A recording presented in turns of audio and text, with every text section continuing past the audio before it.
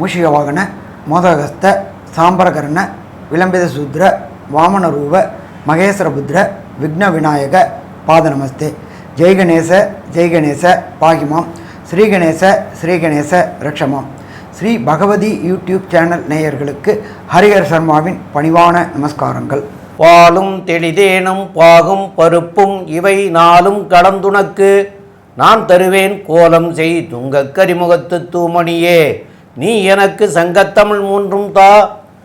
சக்தி ஜோதிட குழுவின் சார்பாக குரு வக்கர பயிற்சியை பற்றி பார்ப்பதற்காக அடியேன் சக்தி சோமையாகிய நானும் டாக்டர் கே.எஸ். ஐயங்கார் அவர்களும் டாக்டர் ஹரிஹர சர்மா ஐயா அவர்களும் அனைவருக்கும் ஹரிஹர சர்மாவின் பணிவான நமஸ்காரங்கள். நாம் ஒவ்வொரு மாத பலன்கள், தமிழ் மாத பலன்கள், ஆங்கில மாத பலன்கள், அதே போல் பெரிய பயிற்சிகளான ராகு கேது பயிற்சி, சனி பயிற்சி பலன்கள் மற்றும் குரு பயிற்சி பலன்கள் பார்த்துக்கிட்டு இருக்கிறோம். அதே போல் கடந்த காலகட்டங்களில் சனி பகவான் வக்ரமான பலன்கள் பார்த்தோம். அடுத்தது வக்ர நிவர்த்தி ஆகும்போது என்ன பலன்கள் பார்க்குறோம். அந்த வரிசையில் இப்போ நாம் பார்க்க போகிறது ஸ்ரீ குரு பகவானுடைய வக்ரமாகிறார். வக்ரம் அப்படின்னா என்ன அப்படின்னாக்க பின்னோக்கி சொல்கிறது. That is call ரிட்ராகேஷன். ரிட்ராகேஷன் செய்யும் பொழுது அவர் பலம் இழக்கிறார். எந்த ஒரு கிரகம் ரிட்ராகேஷனில் வரும்போது பலம் இழக்கும்போது அவருடைய காரகத்தின் தன்மை பலம் இழக்கக்கூடியது. அப்போ அதை வச்சுக்கிட்டு இப்போ இந்த குரு வக்ரமாகிறதுனால 12 ராசிகளுக்கும் என்னென்ன நற்பலன்கள் என்னென்ன கெடுபலன்கள் தருவார் அப்படின்றத பார்க்க போகிறோம். சரி, ஃபஸ்ட்டு இதுக்கு முன்னாடி இந்த குரு வக்ர நிவர்த்தி என்னைக்கு ஆரம்பமாகுது அப்படின்றத பார்ப்போம். நிகழும் மங்களகரமான குரோதி வருஷம் 15/10/2024 செவ்வாய்க்கிழமை. அன்றைக்கி தேதி அப்படின்றது புரட்டாசி மாதம் 29ஆம் தேதி. அன்றைக்கி நட்சத்திரம் அப்படின்றது மிருகசீரிஷம் 2ஆம் பாதம் ரிஷபராசியில் அம்சத்தில் கன்னியில் இருக்கிறார் குரு பகவான். வக்ரமாகிறார். இவர் வக்ரமாகிறது நிவர்த்தி அடையக்கூடிய காலகட்டங்கள் அப்படின்ற பொழுது நிகழும் மங்களகரமான குரோதி வருஷம் தை மாதம் 29ஆம் தேதி. அதாவது ஆங்கில தேதிக்கு பொறுத்தளவுக்கு 11/2/2025 செவ்வாய்க்கிழமை. இதில் ஒரு விசேஷம் என்ன அப்படின்னாக்க உயரிய நாள் அப்படின்றது மங்களவாரம். மங்களவாரத்தில் தான் குரு வக்ரம் ஆரம்பமாகிறாரு. அதே போல் மங்களவாரமான செவ்வாய்க்கிழமையில தான் குரு வக்ர நிவர்த்தி அடைகிறாரு. இது ஒரு சிறப்பான விசேஷம். எப்பொழுதுமே குரு வக்ரமாகிறது நம்ம எப்படி பார்ப்போம் அப்படின்னு சொன்னாக்க ராசியில் என்ன நிலையில் இருக்கிறாரு, அவர் அம்சத்தில் என்ன நிலையில் இருக்கிறாரு அப்படின்றத வச்சுட்டு தான் நம்ம எப்போதுமே பலன் சொல்லுவோம். அப்போ ராசியில் பொறுத்தளவுக்கு ரிஷப ராசியில் குரு பகவான் இருக்கார். அப்போ வக்ரமாகும் பொழுது அவர் இருக்கக்கூடியது மிருகசீரிஷ நட்சத்திரம் 2ஆம் பாதம் நவாம்சத்தில் கன்னியில் இருக்கிறாரு. அதுக்கு அடுத்தது மிருகசீரிஷம் 1ஆம் பாதம் நவாம்சத்தில் சிம்மத்தில் இருக்கார். அதே போல் ரோகிணி நட்சத்திரம் 4ஆம் பாதம் கர்க்கடகத்தில் இருக்கிறாரு. ரோகிணி நட்சத்திரம் 3ஆம் பாதத்தில் மிதுனத்தில் இருந்துக்கிட்டு வக்ர நிவர்த்தி அடைகிறாரு. இது சற்றேறக்குறைய 120 நாள் இந்த வக்ரம் இருக்குது. நம்மளுடைய குருவுக்கு பொறுத்தளவுக்கு ஒரு ராசியிலேருந்து ஒரு ராசி கிடக்கிறதுக்கு சற்றேறக்குறைய 360 நாள் ஆகுது. இந்த 360 நாளில் 3ல் ஒரு பங்கு நாள் 120 நாள். 3 2 60, 3 3 120 நாள். அப்போ இந்த 3ல் ஒரு பங்கு நாள் அவர் வக்ரம் அடைகிறார். வக்ரம் அடையும் போது பலம் இழக்கிறதுனால அவர் என்னென்ன பலன்களை தரப்போகிறாரு அப்படின்றதையும் பார்ப்போம். சரி, அதுக்கு அடுத்தது அந்த நாளில் கோச்சாரத்தில் என்னென்ன கிரகங்கள் எந்தெந்த இடத்துல இருக்கிறாங்க அப்படின்றத கிரக சாரத்தையும் பார்க்கலாம். மேஷராசி, மேஷத்தில் எந்த கிரகங்களும் இல்லை. எப்போ குரு வக்ர நிவர்த்தி அடையும் பொழுது, அப்போ வக்ரம் அடையும் பொழுது குரு இருக்கிற இடம் ரிஷபம். வக்ர நிவர்த்தி அடையும் போதும் அவர் இருக்கிறது ரிஷபம். அவர் நட்சத்திர பாதம் மட்டும்தான் மாறுறாரு, அம்சத்தில் மாறுறாரு. அதனால் என்னென்ன பலன்கள் பார்ப்போம். ரிஷபத்தில் குரு பகவானும், மிதுனத்தில் செவ்வாய் பகவானும், சூரிய பகவான் புரட்டாசி மாதத்தில் சூரியனும் கேதுவும் கன்னியா ராசியிலையும், அதே போல் புத பகவானை பொறுத்தளவுக்கு துலா ராசியிலையும், சுக்கிர பகவானை பொறுத்தளவுக்கு விருச்சிக ராசியிலையும், சனி பகவானை பொறுத்தளவுக்கு அவர் கும்ப ராசியிலையும் வக்ரத்தோடையே இருக்கிறார். அவர் வக்ரத்தோடு இருக்கிறது அப்படின்னு கேட்டிங்கன்னா அவர் வக்ர நிவர்த்தி அடைகிறது 4/11/2024. அப்போ குரு வக்ரம் அடைஞ்சு சனி வக்ரம் நிவர்த்தி அடையக்கூடிய நாட்கள் சற்றேறக்குறைய 19 நாட்கள். இந்த 19 நாட்களுக்கும் பலன்கள் மாறும். எப்படி மாறும் அப்படின்னாக்க, நம்மளோட ஜோதிட சாஸ்திரத்தில் அஷ்டமத்து சனி, அர்த்தாசிரம சனி, ஏழரை சனி, இந்த சனி தொடர்புடையவங்களுக்கு சனி பகவான் பலம் இழக்கும் போது நற்காரியங்களை செய்வார். சனி பகவான் வக்ர நிவர்த்தி அடைஞ்சிறது 4/11 வக்ர நிவர்த்தி அடைகிறாரு. அப்போ அந்த கெடுபலன்கள் வரக்கூடிய வாய்ப்புகள் உண்டு. அந்த காலகட்டங்களில் குருவும் வக்ரம் அடைகிறதுனால அது எப்படி பலன்கள் இருக்க போகிறதுன்றது நம்ம பார்க்க போகிறோம். அதே போல் காலபுருஷ தத்துவத்தின்படி 12ஆம் ராசியான மீன ராசியில் ராகுவையும் கொண்டு இந்த குரு வக்ரம் பெறுறாரு. குரு வக்ரம் நிவர்த்தி அடைகிறாரு. இப்போ பொறுத்தளவுக்கு ஒன்று பார்ப்போம். குரு அப்படின்னா என்ன அப்படின்னாக்க தனக்காரகன் அப்படின்னு சொல்லுவோம். அப்போ இந்த 12 ராசிக்காரங்களுக்கு தனம் எப்படி இருக்கும் அப்படின்னு பார்க்க போகிறோம். அதே போல் இந்த குருவை பொறுத்தளவுக்கு புத்திரக்காரகன் அப்படின்னு சொல்லுவோம். புத்திரம் அப்படின்னா சந்தான பாக்கியம்.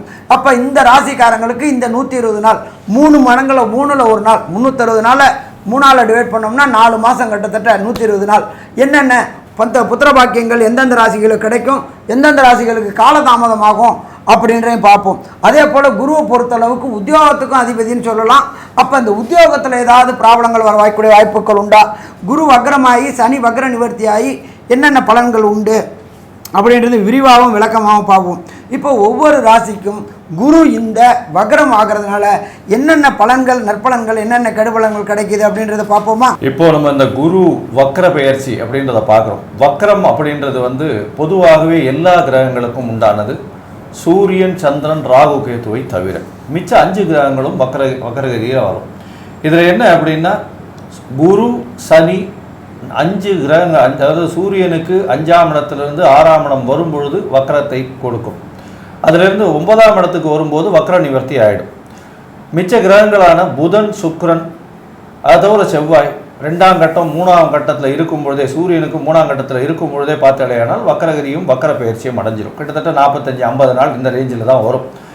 ஆனால் குரு பகவான் 120 நாளும், சனி பகவான் கிட்டத்தட்ட 6 மாத காலங்களும் இந்த வக்கரங்களை எடுத்துக்கொள்வார்கள் பொதுவாகவே. சரி, இந்த வக்கரகதி காலத்தில் ஐயா எல்லாமே சொன்னார். வக்கரகதியில் என்னென்ன ராசிக்காரர்களுக்கு என்னென்ன பிரச்சனைகள் வரும் அப்படின்றது எல்லாத்தையும் சொன்னார். வக்கரம் பெற்ற குரு என்ன செய்வார்ன்றதையும் சொன்னார். இதில் எளிய பரிகாரங்கள் என்னென்ன செய்யலாம் அப்படின்னு பார்க்கும்பொழுது, முதல்ல குரு காயத்ரி. எப்பொழுதுமே சரணாகதி அப்படின்றது ஒரு பெரிய ஏற்றம். அதன் மூலியமாக குருவினுடைய காயத்ரி ஒரு நாளைக்கு 3 தடவையாவது சொல்கிறது.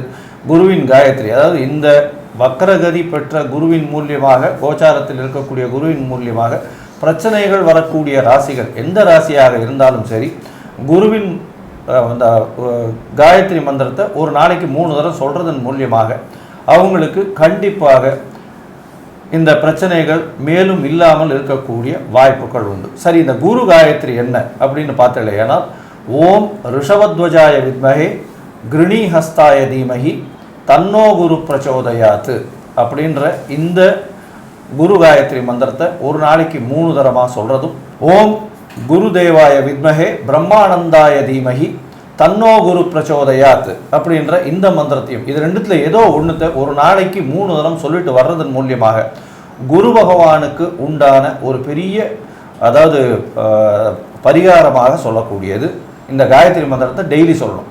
சரி, இதை தவிர வேறு என்ன செய்யலாம் அப்படின்னு பார்த்தோன்னா, எளியதாக அப்படின்னா, அந்தணர்களுக்கு, பிராமணர்களுக்கு, கோவில் குருக்களுக்கு உங்களால் முடிஞ்சது வியாழக்கிழமை அன்னைக்கு ஒரு, அதாவது வேஷ்டி துண்டு, அதாவது துண்டுன்னா அங்கவஸ்திரம் 9-5 வேஷ்டியோ 10-6 வேஷ்டியோ, இது தானம் கொடுக்கறதன் மூலியமாக குரு பகவானுக்கு செய்யக்கூடிய பரிகாரமாக செய்யலாம்.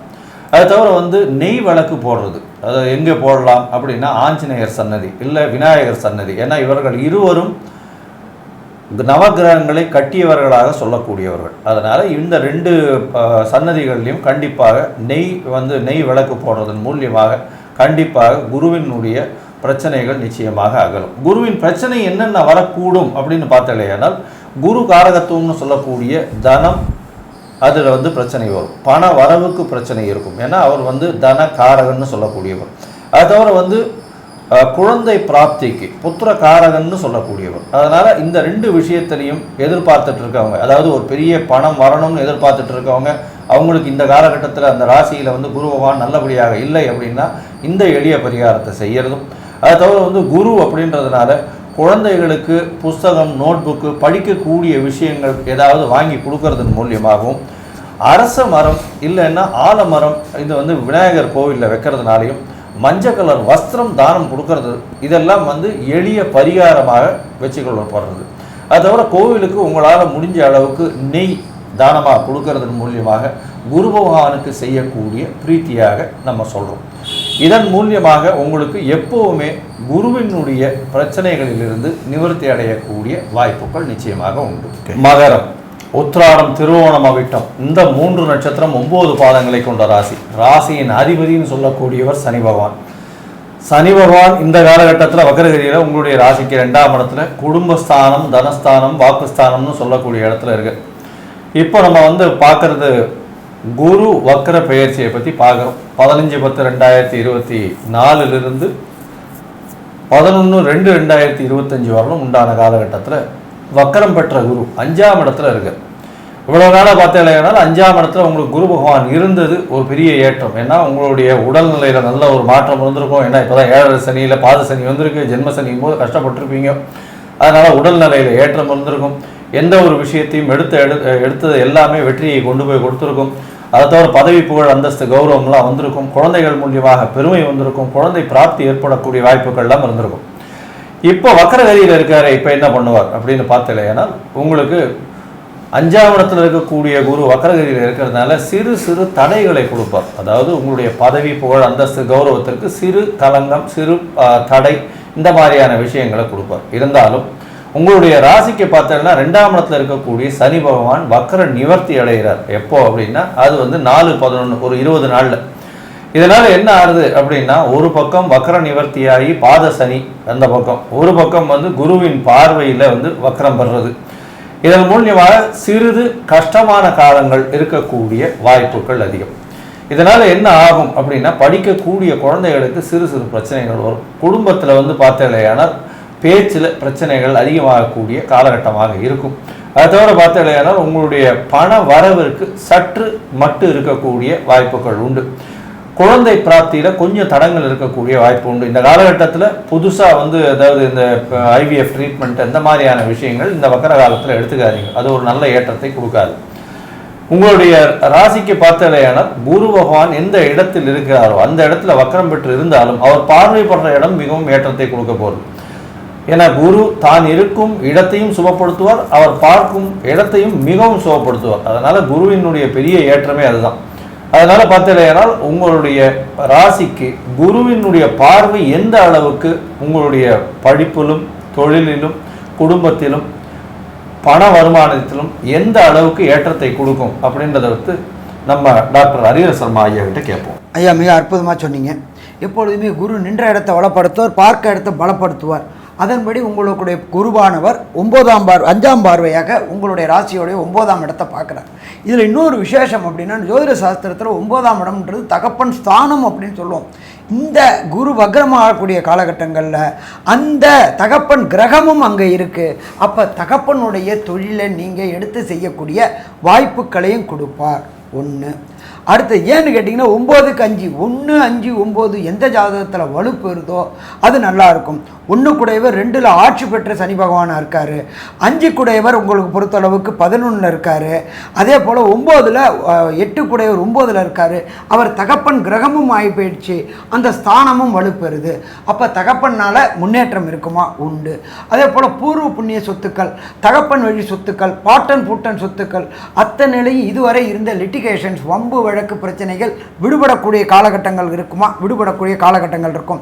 ஆனாலும் சின்ன போராட்டம் இருக்கும். ஏன்னா பிரகஸ்பதியான குரு வக்ரம், அவர் தான் தனக்காரகர். அவர் பலம் அடைந்ததுனால சின்ன போராட்டத்துக்கு பிறகு வெற்றி கிடைக்கக்கூடிய வாய்ப்புகள் உண்டு. தகப்பன் உடல்நிலையிலேயே நல்ல பாக்கியம் இருக்காமா அப்படின்னா கண்டிப்பாக இருக்கும். இதை தவிர பிரகஸ்பதியான குரு பகவான் சப்தம பார்வை, எல்லா கிரகத்துக்குமே சப்தம பார்வை பலம். குரு பகவானுடைய பார்வை அப்படின்றது 11ஆம் இடத்துல உழுது. 11ஆம் இடம் அப்படின்றது லாபஸ்தானம். லாபஸ்தானத்தில் விழும் பொழுது கண்டிப்பாக நீங்கள் செய்கின்ற தொழிலில் ஏற்றமான நிலை இருக்கும். எப்பொழுதுமே தொழில் செய்கிறது அப்படின்னு சொன்னாக்க எங்கூட்டுக்காரன் கச்சேரிக்கு போகிறாருன்றது கிடையாது. 10 ரூபா போட்டு 11 ரூபா எடுக்கிறது, 10 ரூபா போட்டு 100 ரூபா எடுக்கிறது, 10 ரூபா போட்டு 1000 ரூபா எடுக்கிறது, 10 ரூபா போட்டு 10,000 ரூபா எடுக்கிறது. இதுதான் தொழிலதிபருக்கு உண்டானது. அப்போ இந்த காலகட்டங்களில் தொழிலில் சின்ன சுணக்கம் இருக்கும். ஏன்னா குரு தனக்காரகன் வக்ரம் அடைஞ்சு போயிட்டாரு. அந்த காலகட்டங்களில் பிரகஸ்பதியான சுக்கிரன் நீங்கள் நின்ற இடத்தோட அதிபதி வேற 11ல் இருக்காரு. அதனால சின்ன சின்ன போட்டிகளையும் சின்ன சின்ன பிரச்சனைகளையும் சந்திக்க வேண்டி வரும். ஆனால் நல்ல லாபம் இருக்குமா? லாபம் இருக்கும். என்ன ஒன்று, போராடின அளவுக்கு லாபம் இருக்காது. அவரோட பொன் வைக்கிற இடத்துல பூ வைக்கக்கூடிய காலகட்டங்களும் உண்டாகும். சரி, அடுத்தது பிரகஸ்பதியான குரு பகவான் உங்களுடைய ராசிக்கு 5ல் இருந்துட்டு தன்னுடைய விசேஷ பார்வையாக ராசியே பார்க்குறார். எப்போ தனக்காரனான குரு ராசியை பார்க்குறாரோ அப்போ முன்னேற்றம் தொடர் முன்னேற்றம் இருக்குமா? தொடர் முன்னேற்றம் இருக்கும். ராசியை பார்த்தாச்சு அப்படின்னா இதுவரை உங்களுக்கு 7.5 சனியினால் இருந்த விரயங்கள் இப்போ பாத சனி நடக்குது. உங்களுக்கு கடந்த 5 வருஷமாகவே 7.5 சனி நடந்துகிட்டு இருக்கு. அந்த குரு பார்க்கறதுனால அதனுடைய வீரியம் குறையுமா? வீரியம் குறையும். சரி, அதுவும் 19 நாள் அங்கே இருக்கிறாரு, வக்ரம் பெற்று இருக்காரு. வக்ரம் நிவர்த்தி பெற்ற விட்டு கொஞ்சம் பிரச்சனைகள் குறையக்கூடிய வாய்ப்புகள் உண்டு. But continue improvement with continuous improvement உண்டு. ஸோ மொத்தத்தில் பார்த்தோம் அப்படின்னாக்க இந்த குரு வக்ர நிவர்த்தி மகர ராசி என்பவர்களுக்கு நல்ல பலன்களை கொடுக்கக்கூடிய வாய்ப்புகள் அதிகமாகவும் கெடு பலன்களை கொடுக்கக்கூடிய வாய்ப்புகள் குறைவாகவும் இருக்குது. ஆனாலும் ஒரு சில பேருக்கு தசாநாதன், புத்திநாதன், அந்தரநாதன், சூட்சுமநாதன் சரியில்லாமல் இருந்தால் கொடுக்கக்கூடிய பலனின் தன்மையை குறைக்கக்கூடிய வாய்ப்புகள் உண்டு. அப்போ அந்த குறைக்கிறாரு அப்படின்னா எந்த கிரகத்தினால குறைக்கிறாரோ அந்த கிரகத்திட்ட சரணாகதி. ஏற்கனவே நம்மளோட கேஎஸ் ஐயங்கார் சொன்னாங்க, காயத்ரி, குரு காயத்ரி சொல்லுங்கள், டெய்லி 3 ட்ரிப்பு சொல்லுங்கள். 3 ட்ரிப்பு சொல்லும்பொழுது குருவினால் ஏற்படுகின்ற பிரச்சனைகள் குறையும் அப்படின்னு இருக்கிறாங்க. அதே போல் நம்ம ஐயா சொல்லியிருக்கிறாங்க, எந்த கோயில்கிட்ட சரணாகதி, எந்த தெய்வத்திட்ட சரணாகதி அடையணும். சனியினால் ப்ராப்ளமா, சனியோட காயத்ரி சொல்லுங்கள், சனிக்கு தீபம் போடுங்க, எல் தீபம், குருவுக்கு நெய் தீபம் போடுங்க அப்படின்னு சொன்னாங்க. அதே போல் இந்த மகர ராசி என்பவர்களுக்கு பொறுத்தளவுக்கு இந்த 120 நாள் 20 நாள் போயிடுது. சனி வக்ர நிவர்த்தி அடைஞ்சு போயிடுறாரு. அதனால் குரு வக்ரம் ஆகிறாரு. அதனால் எந்த தெய்வத்திட்ட சரணாகதி அடைஞ்சால் எந்த ஏற்றமான நிலை கிடைக்கும் அப்படின்றத நம்ம டாக்டர் ஐயா சக்தி சோமையா அவங்க விரிவாகவும் விளக்கமாகவும் சொல்லுவாங்க. ரொம்ப அற்புதமாக தெளிவாக 2 பேருமே சொன்னீங்க ஐயா. இதில் உங்களுக்கு 7.5 சனி நடந்துட்டுருக்கிறது. அந்த 7.5 சனியிலையும் கழிவு உள்ள நிலையில் தான் இருக்கார். இருந்தாலும் அவர் நற்பலனை செய்யக்கூடியவராக இருந்தாலும் சில நேரங்களில் உங்களுடைய ஜாதக பிரகாரம் உங்களுடைய ஜாதகம், அதாவது உங்களுடைய ஜாதகத்தில் சனியினுடைய நிலைமை நல்லா இல்லைன்னாலோ, இல்லைன்னா ஐயா சொன்னது மாதிரியா கோச்சார ரீதியில் உங்களுடைய தசாநாதன், புத்திநாதன், அந்தரநாதன், சூட்சமநாதன் இவங்கெல்லாம் சரியில்லாமல் இருந்தாலும் இந்த சனியினால் தொல்லை வரக்கூடிய வாய்ப்புகள் உண்டு. அதனால் சனீஸ்வரனை போய் இந்த சனி மாறுற வரைக்கும், சனி பெயர்ச்சி ஆகிற வரைக்கும் சனீஸ்வரனை போய் வழிபடுறதும் விநாயகரை வழிபடுறதும் சிறப்பாக இருக்கும். 2வது 4ஆம் இடத்துல குரு இருந்தது சிறப்பல்ல, இருந்தாலும் வக்கரம் பெறும் பொழுது சிறப்படையக்கூடிய காலம். அப்போ இந்த 4 மாத காலம் நல்ல காலம் அப்படிங்கிறத அவங்களும் சொன்னாங்க. இருந்தாலும் உங்களுடைய ஜாதக பிரகாரம் சரியில்லாமல், குருவனுடைய நிலை சரியில்லாமல் இருந்தால் கண்டிப்பாக அவசியம் நீங்கள் போய் பார்க்க வேண்டிய இடம் மேதக தட்சிணாமூர்த்தி அப்படின்னு சொல்லிட்டு மாயவரம் சைடில் இருக்குது. மாயவரத்தில் மேதா தட்சிணாமூர்த்தி, அங்கே போய் தட்சிணாமூர்த்திக்கு தனி சன்னிதானம் இருக்குது. அங்கே வியாழக்கிழமைகளில் போய் வழிபட்டுட்டு வரணும். அந்த வியாழக்கிழமைகளில் உங்களால் முடிஞ்ச தான தர்மங்களை பண்ணி ஒரு அபிஷேகத்துக்கு கொடுக்கலாம், இல்லைன்னா ஒரு அர்ச்சனையாவது பண்ணலாம். இதை போய் இந்த 4 மாத காலத்தில் வரக்கூடிய வியாழக்கிழமைகளில் ஒரு வியாழக்கிழமையாவது போய் செஞ்சுட்டு வாங்க. இங்கே உங்களுக்கு நீங்கள் வசிக்கிறதுக்கு அருகாமையில் இருக்கக்கூடிய கோயில்களுக்கு வியாழக்கிழமையில் போய் தட்சிணாமூர்த்தியும் வழிபட்டுட்டு வாங்க. 4ஆம் இடத்துல இருக்கிறது சிறப்பில்லை, இருந்தாலும் வக்கரம் பெற்றது சிறப்பு. ஜாதக ரீதியாகவோ தசாநாதன், புத்திநாதன் சரியில்லைன்னா கண்டிப்பாக இதை அவசியம் போய் செஞ்சுட்டு வாங்க. தான தர்மங்கள் அவசியம் பண்ணுங்கள். தான தர்மங்கள் ஏற்கனவே ஐயா சொல்லியிருக்காங்க, வஸ்திர தானம் பண்ணலாம், அன்னதானம் பண்ணலாம் அப்படின்னு. இந்த தான தர்மங்கள் உங்களுக்கு தலை காக்கலைனாலும் உங்களுடைய சந்ததியினுடைய தலை காக்கும் அப்படின்னு முன்னோர்கள் சொல்லிட்டு போயிருக்கிறாங்க. அது நடந்துட்டு தான் இருக்குது. எனக்கு தெரிஞ்சு எத்தனையோ தலைமுறையாக தான தர்மங்கள் பண்ண குடும்பம் நல்லா இருக்கிறாங்க இன்றைக்கும். அதனால் தான தர்மங்கள் பண்ணுறதுனால கண்டிப்பாக அவங்களுடைய தகுதிக்கு தகுந்த தான தர்மங்கள் பண்ணலாம். அதுக்காக கடன் வாங்கி பண்ண சொல்லலை. அதை பண்ணிங்கன்னா கண்டிப்பாக உங்களுடைய சந்ததியினரும் நீங்களும் நல்லா இருக்க முடியும். மேலும் உள்ள விவரங்களை பற்றி நம்முடைய டாக்டர் ஆஸ்ட்ரோ கேஎஸ் ஐயங்கார் அவங்க சொல்லுவாங்க. ஐயா, அற்புதமாக சொன்னீங்க, நல்ல தெளிவான கருத்துக்களை சொன்னீங்க. அதாவது மகர ராசிக்காரர்களுக்கு பார்த்தீங்கன்னா குரு பகவான் 5ஆம் இடத்துல இருந்து வக்கரகதி அடைகிறதுனால சில இன்னல்கள் வரும். இருந்தாலும் அவங்களுக்கு ராசிநாதனே 2ஆம் இடத்துல ஆட்சி பெற்று வக்கர நிவர்த்தியாக இருக்கிறதுனால பண வரவிற்கு பஞ்சம் இருக்காது. ஆனால் பேச்சில் மட்டும் கொஞ்சம் கவனமாக இருக்கணும். குழந்தைகள் மூலியமாக சிறு பிரச்சனைகள் வரக்கூடிய காலகட்டமாக இருக்கும். தொழிலில் நல்ல அபிவிருத்தி இருக்கும். வெளியூர் வெளிமாநிலம் செல்லக்கூடிய பாக்கியம் நிச்சயமாக உண்டு. பணம் உங்களுக்கு குடும்பத்தில் சிறு சஞ்சலம் இருக்கக்கூடிய சச்சரவுகள் இருக்கக்கூடிய காலகட்டமாக இருக்கும். கணவன் மனைவிக்குள்ள அந்யோன்யம் நல்லபடியாகவே இருக்கக்கூடிய காலகட்டமாக இருக்கும்.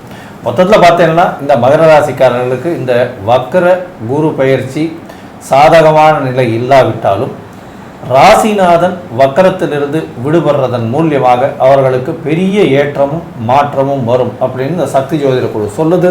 நன்றி, நமஸ்காரம். ஸ்ரீ பகவதி யூடியூப் சேனல் பார்த்த அன்பர்களுக்கு நன்றி.